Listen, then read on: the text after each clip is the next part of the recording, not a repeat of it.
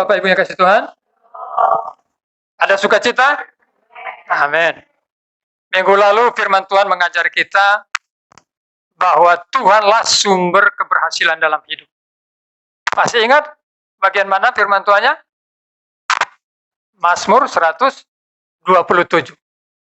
Mazmur 127 mengatakan jika bukan Tuhan, semuanya sia-sia. Jika bukan Tuhan yang membangun rumah, sia-sialah orang membangunnya.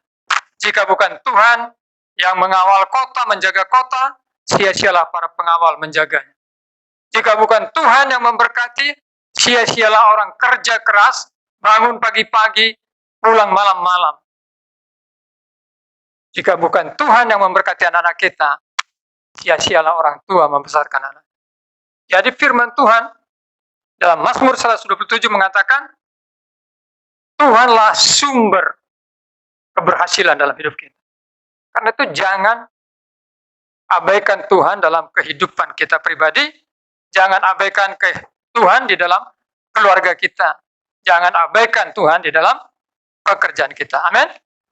Nah, hari ini Tuhan berbicara kepada kita lebih dalam lagi, yaitu bahwa Tuhanlah sumber kebutuhan kita. Tuhanlah yang menjadi sumber keperluan kita. Dari Mazmur pasal 23 ayat 1 sampai 6. Mari kita baca bersama-sama. Mazmur pasal 23 ayat 1 sampai 6.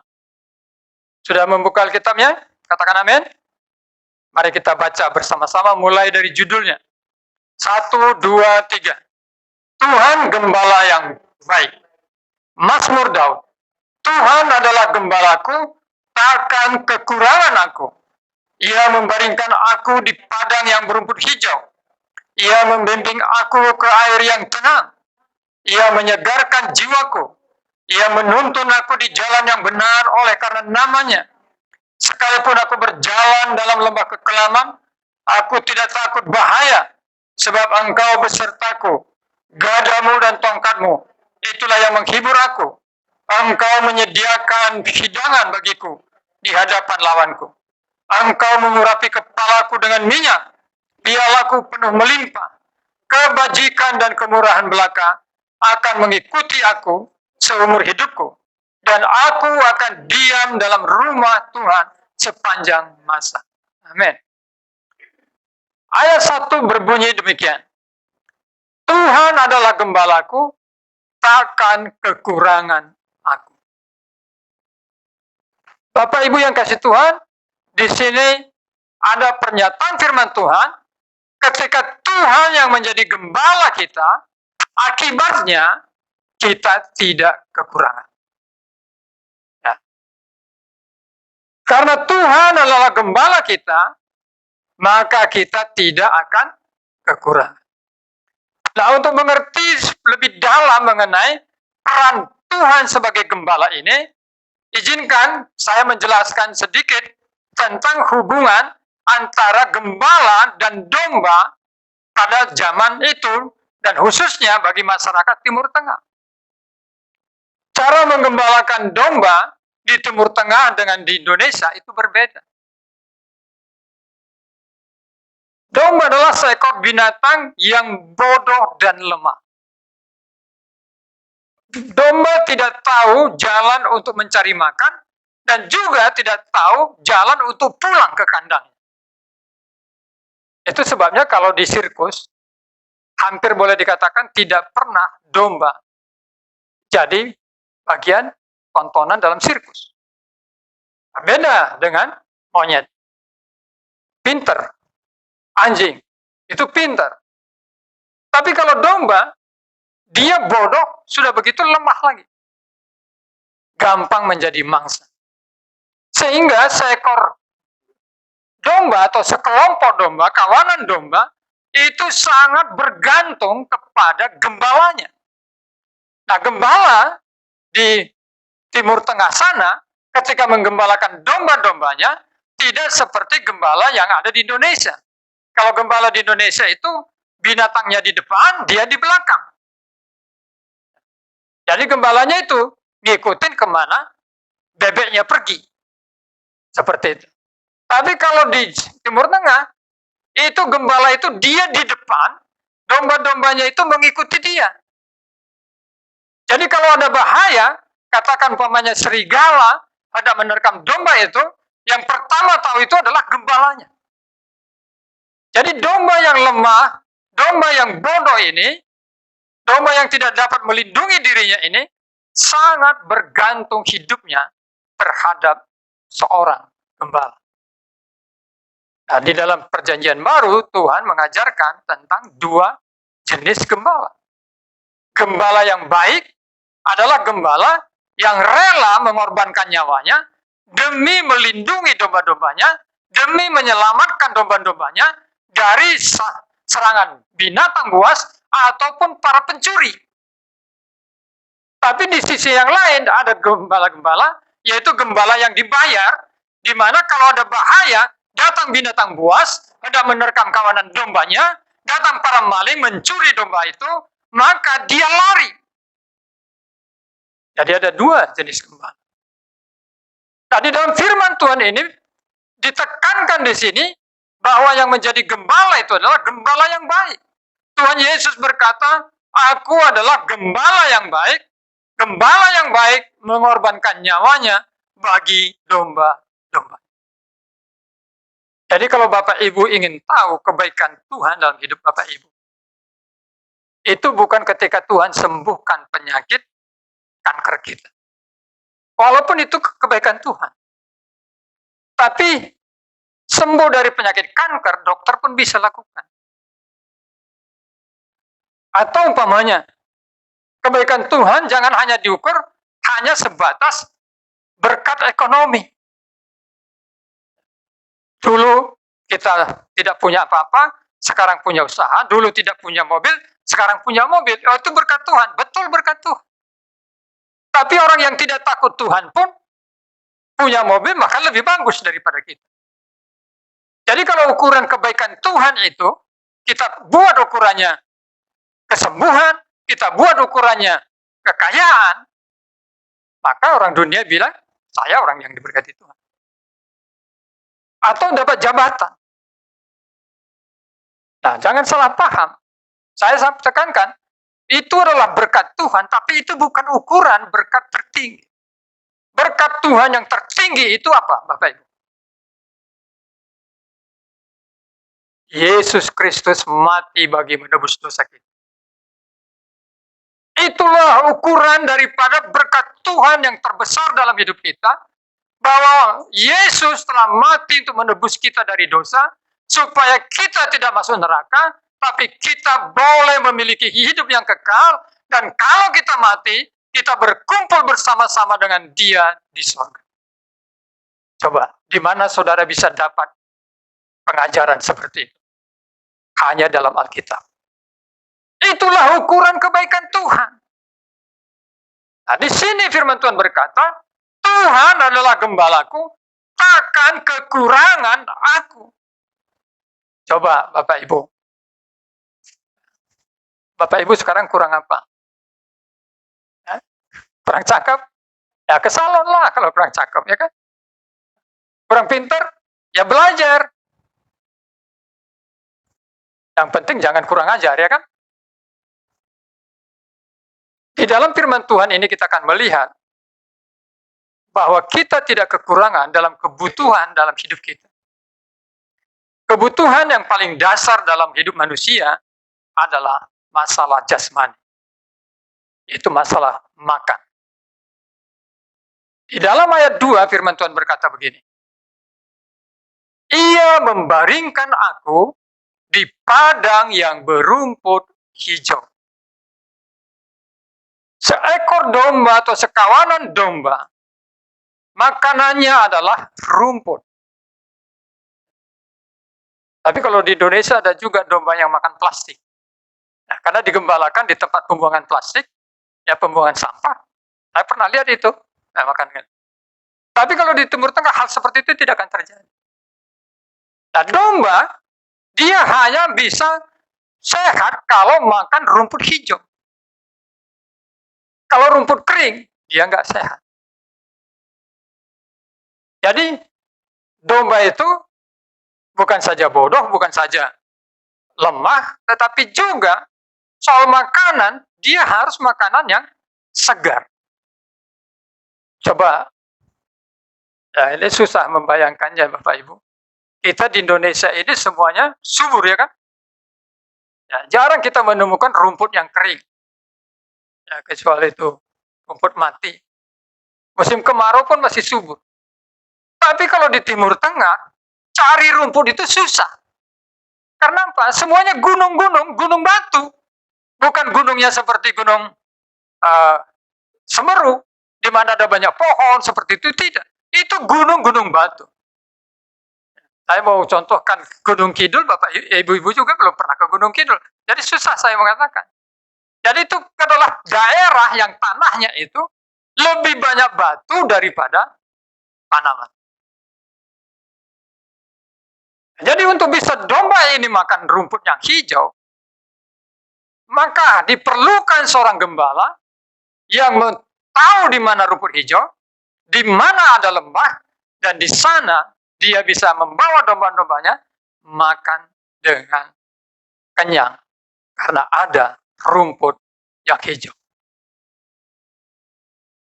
Bapak Ibu yang kasih Tuhan, betapa baiknya Tuhan itu sebagai gembala. Dia menyediakan makanan yang terbaik.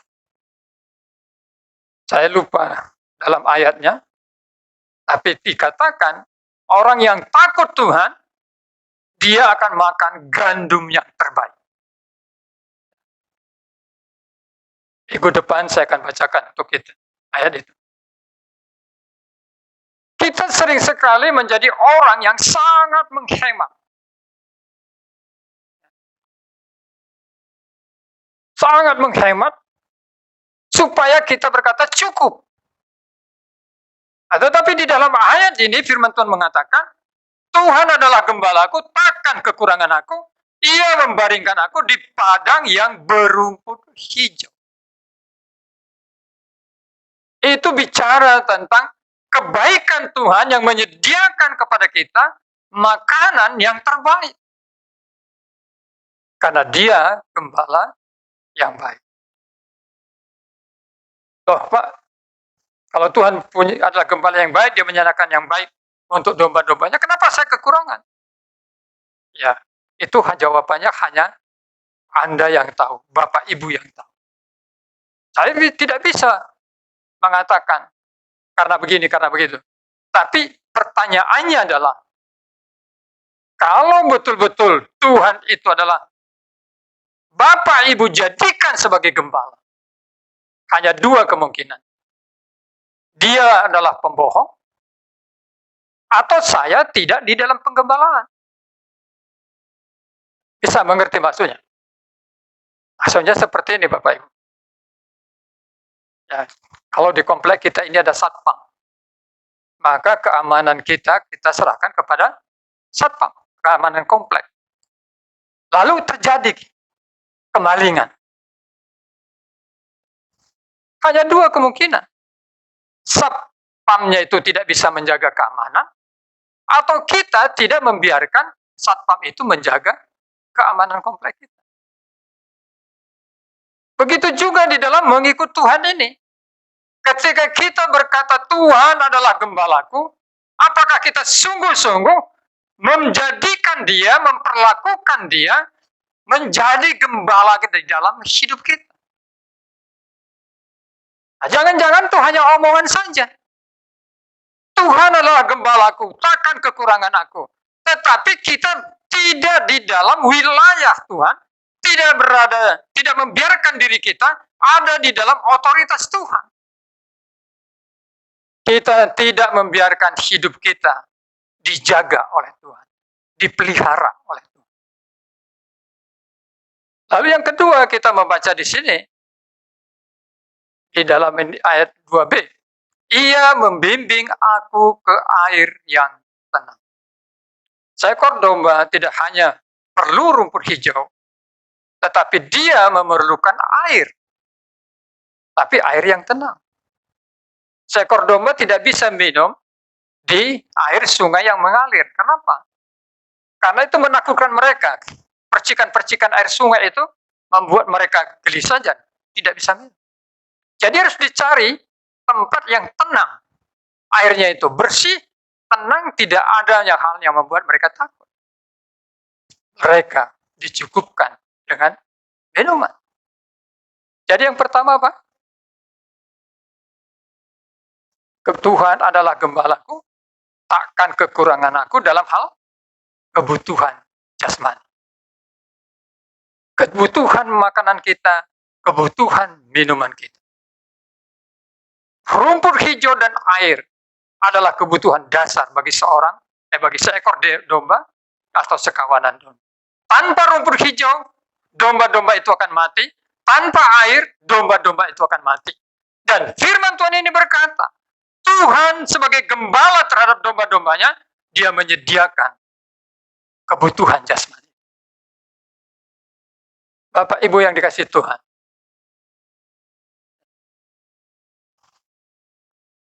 mari buktikan kebenaran ini. Uji bahwa Tuhan betul memelihara hidup saya, hidup keluarga Bapak Ibu, hidup rumah tangga saudara dalam hal ekonomi. Lakukan itu dengan cara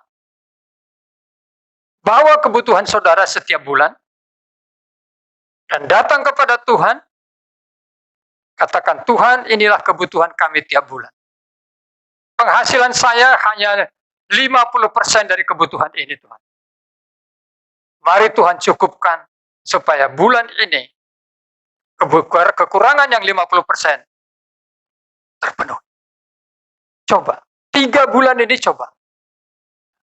Lalu bersaksi di sini.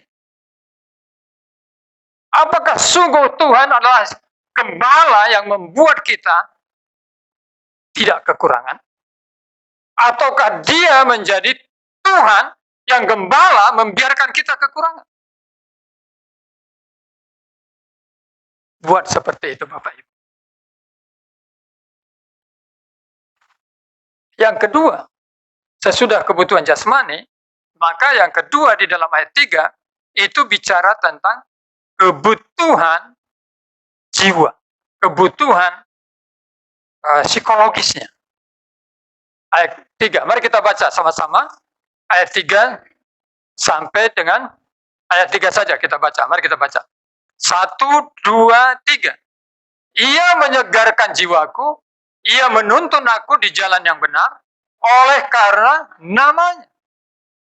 Ia menyegarkan jiwaku. Kadang-kadang kita berpikir, saya ini tidak tenang karena kebutuhan-kebutuhan saya tidak tercukupi.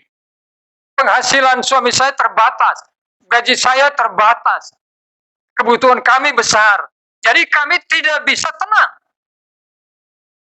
Lalu kita berpikir bahwa mereka yang kaya-kaya itu pasti tenang hidupnya karena dia punya saldo yang banyak, punya mobil yang bagus, punya rumah yang hebat, pasti hidupnya tenang. Itu pikiran kita kan. Tapi dalam kenyataannya tidak seperti itu. Ketenangan jiwa tidak bisa diberikan oleh banyaknya harta. Bapak Ibu, mau buktinya? Pergilah ke rumah sakit jiwa.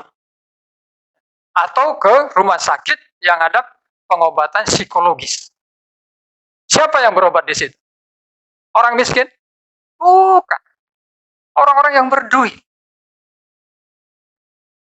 Kalau dia harus menginap, harga kamarnya itu bisa 3 juta, 4 juta satu malam. Itu baru kamarnya, belum dokternya, belum obat. Itu membuktikan bahwa harta tidak bisa memberikan ketenangan. Jadi kita tidak punya harta, kita tidak tenang juga. Tapi punya harta, tidak tenang juga. Tapi kalau punya harta kan lebih baik ya kan? Bisa pergi kemana-mana. Bisa beli apa-apa. Nah jadi jangan juga bilang, oh nggak perlu harta, salah. Nggak perlu kaya, salah. Yang firman Tuhan katakan, kekayaan tidak membuat hati tenang. Kekayaan itu perlu. Nanti mungkin minggu keberapa saya akan khotbah tentang Yabes. Ada yang bisa kita pelajari tentang Yabes. Kalau gitu ketenangan itu dari siapa? Dari Tuhan. Mari coba kita baca di dalam Yohanes pasal 15. Injil Yohanes.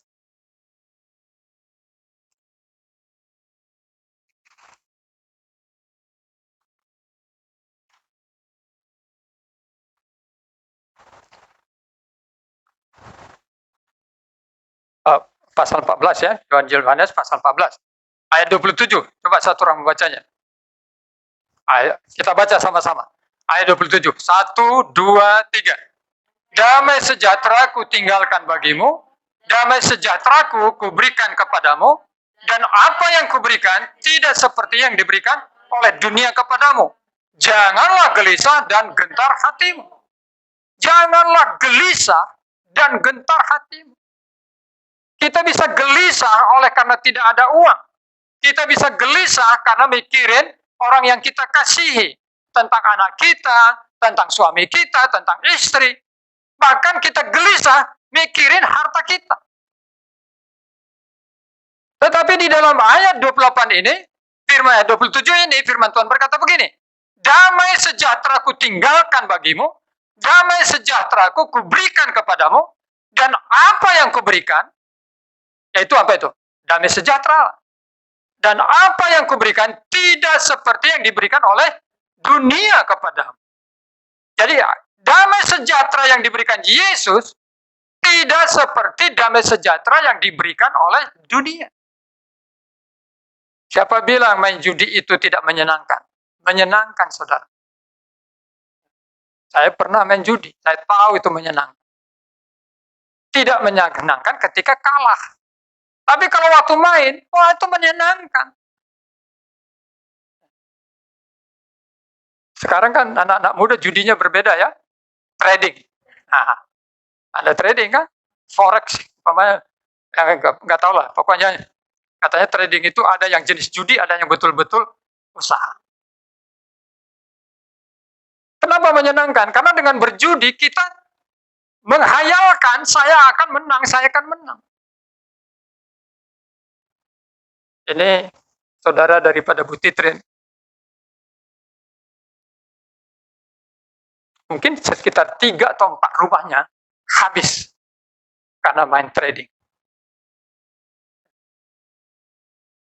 Karena dia berpikir kalau dia ikut lagi, dia bisa dapatkan keuntungan, dia akan kaya. Tapi 3 rumah terjual habis. Rumah besar-besar, bukan rumah kecil, rumah besar. Dunia ini memberikan damai sejahtera yang palsu. Damai sejahtera yang singkat. Kalau kita pergi main di Ancol, senang nggak? Senang loh. Ya, yang muda-muda naik, apa namanya? Yang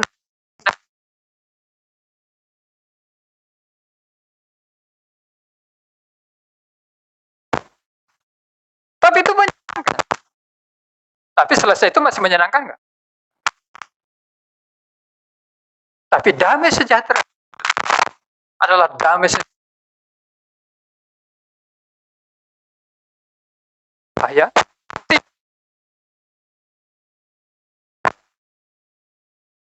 Berita-berita buruk. Siapa yang diberikan seperti itu? Mari kita lihat di dalam Filipi. Filipi pasal 4. Ini firman Tuhan berkata kepada kita bahwa kita bisa memiliki damai sejahtera itu.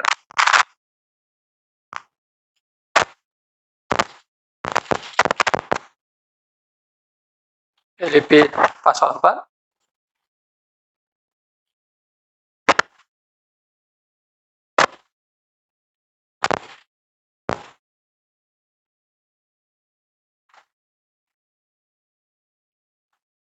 Ayat 7. Ayo kita baca mulai dari ayat 6 sampai 7. Mari kita baca sama-sama. 1, 2, 3. Janganlah hendaknya kamu khawatir tentang apapun juga, tetapi nyatakanlah dalam segala hal keinginanmu kepada Allah dalam doa dan permohonan dengan ucapan syukur. Damai sejahtera Allah yang melampaui segala akal akan memelihara hati dan pikiranmu dalam Kristus Yesus. Damai sejahtera Allah yang melampaui akal.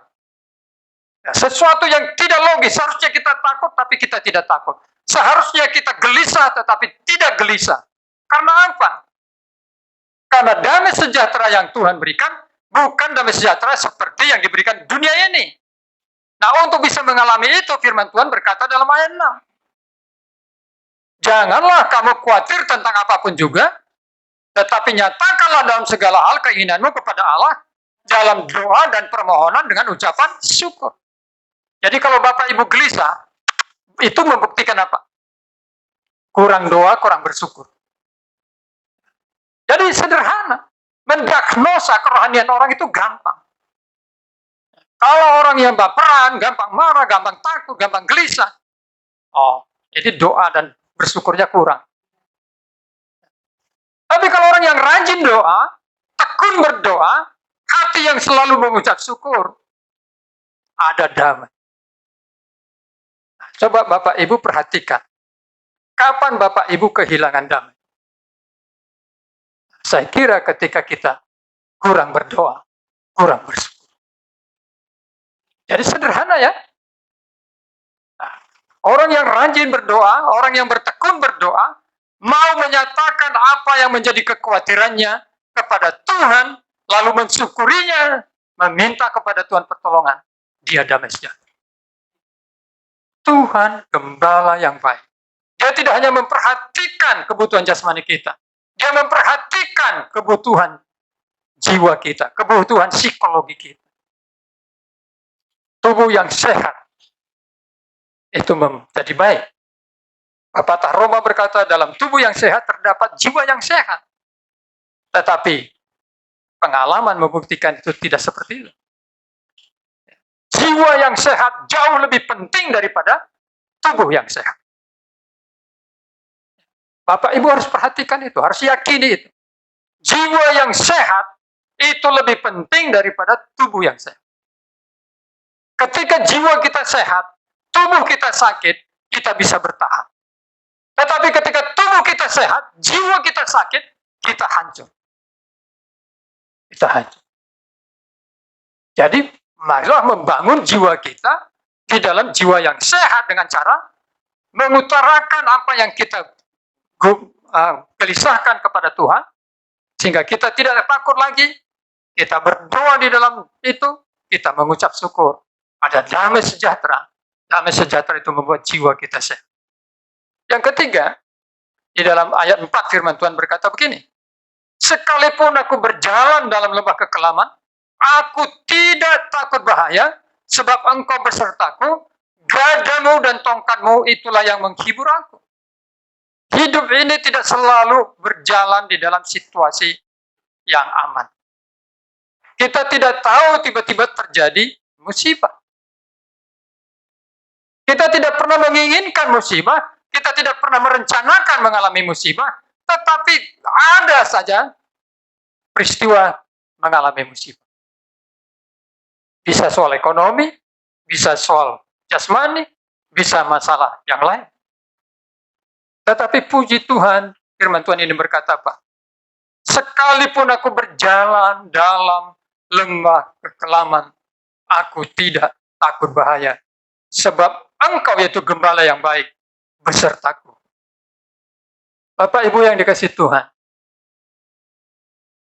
kalau diberi pilihan, siapa yang saudara pilih untuk menjadi teman seperjalanan? Tuhan atau suami? Suami dong.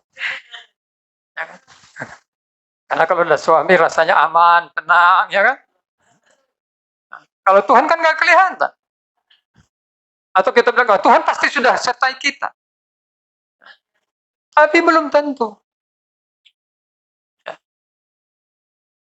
Hidup ini aman karena ada Tuhan. Bukan karena ada suami.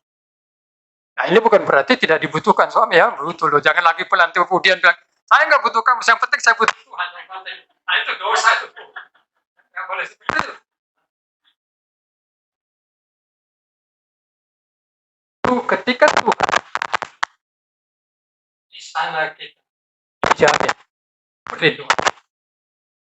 Ingatlah bagaimana para rasul ketika kapal mereka dihantam oleh ombak, hampir tenggelam. Tapi Yesus yang hadir di situ meredakan ombak yang masih tersebut. Jangan takut, ada Tuhan yang menyertai. Ayat 5 sampai dengan 6 berbicara tentang kemenangan. Kemenangan atas musuh. Tuhan bukan hanya menyertai kita dalam masa bahaya, tapi Tuhan menyertai kita sampai kita mengalami kemenangan. Hingga ayat 6 berkata, kebajikan dan kemurahan belaka akan mengikuti aku seumur hidupku, dan aku akan diam dalam rumah Tuhan sepanjang masa.